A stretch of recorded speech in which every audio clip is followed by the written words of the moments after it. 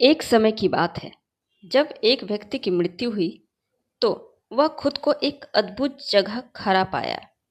उसके सामने एक भव्य दरवाजा था जिसे लोग स्वर्ग का द्वार कहते हैं। उस दरवाजे के पास वह अकेला नहीं था, उसके साथ तीन और लोग खड़े थे। एक शक्तिशाली राजा, एक व्यापारी और एक विद्वान पंडित। चारों के मन में एक ही सवाल था, किसे अंदर जाने का अवसर मिलेगा।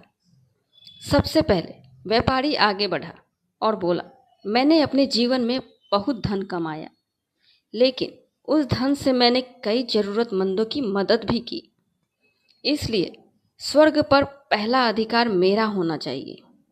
उसके बाद पंडित ने आत्मविश्वास से कहा, मैंने जीवन भर पूजा पाठ किया, लोगों को धर्म का मार्ग दिखाया, स्वर्ग के द्वार मेरे लिए ही खुलने चाहिए। फिर राजा ने गर्व से कहा, मैंने अपने राज्य को समृद्ध बनाया, अपनी प्रजा को हर सुख दिया, मेरे जैसे कर्म करने वाला ही स्वर्ग का हकदार है। इतना सुनने के बाद वहाँ खड़ा दिव्य दूत अपनी एक पुस्तक लेकर आया जिसमें हर व्यक्ति के कर्म लिखे थे।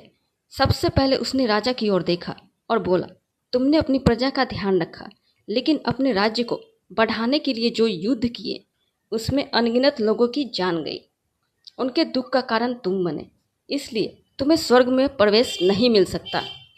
फिर उसने व्यापारी की ओर देखा और कहा, तुमने दान जरूर किया, लेकिन वह धन ईमानदारी से नहीं कमाया गया था, उसमें छल और कपट मिला हुआ था, इसलिए तुम भी योग्य नहीं हो। अब बारी आई पंडित की।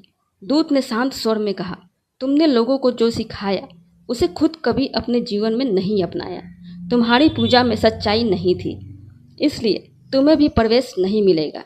अब वहाँ सिर्फ एक साधारण मजदूर बचा था, जब अब तक चुपचाप खड़ा था। दूत ने उससे पूछा, तुम बताओ, तुमने अपने जीवन में क्या अच्छा किया? मजदूर ने सिर झुकाकर कहा, मैंने कोई बड़ा काम नहीं किया, मैं तो बस दिन भर मेहनत करता था और जो कमाता था उससे अपने परिवार का पेट भरता था। थोड़ी देर सोचने के बाद उसने कहा, हाँ, एक बार ऐसा हुआ था, मैं बहुत भूखा था और खाने बैठा था, तभी एक कमज़ोर और भूखा कुत्ता मेरे पास आया। मैंने अपनी रोटी उसे खिला दी और खुद उस दिन भूखा सो गया। दूत ने यह सुना और मुस्कुराया। उसने अपनी पुस्तक बंद की और बड़े सम्मान के साथ उस मजदूर से कहा, सच्चे दिल से किया गया एक छोटा सा कर्म हजारों दिखावे के कर्मों से बड़ा होता है। और फिर स्वर्ग का द्वार उसके लिए खुल गया। आपको यह कहानी कैसी लगी? कमेंट में बताओ।